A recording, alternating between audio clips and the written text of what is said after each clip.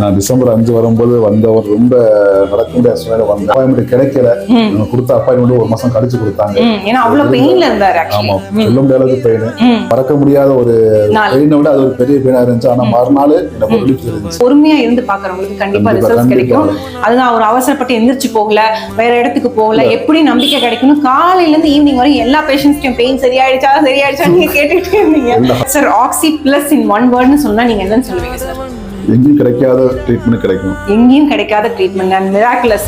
So எங்கேயுமே கிடைக்காத treatment சொல்லிட்டு I'm grateful. We are grateful for that. Doctor Sibi is grateful for that. So இங்கே வந்து பெயின் மட்டுமே சரியாகிற இடம் இல்லை, நிறைய விஷயங்கள் மாற்றங்கள் கிடைக்கும். ஈவன் உங்களுக்கு அந்த டயர்ட்னஸ்லாம் கூட போயிடும். முன்னாடி இருந்து இப்போ ஸ்டார்டிங் வரும்போது நடக்க முடியாது. இன்னைக்கு ஒரு 5 கிலோமீட்டர் நடக்கிறேன். 1 ஹவர் வாய்க்கு நடக்க முடியாது. பெரிய விஷயம். எனக்கு அது பெரிய ஒரு மிராக்கல் தான். அதுதான் வந்து பெயின் ஃப்ரீ லைஃப்ங்கிறது. காலை எந்திரிச்சா வலி இல்லாமல் எந்திரிக்கணுங்க. அதாங்க உண்மை. ரொம்ப ரொம்ப தேங்க்யூ சார். Thank you sir.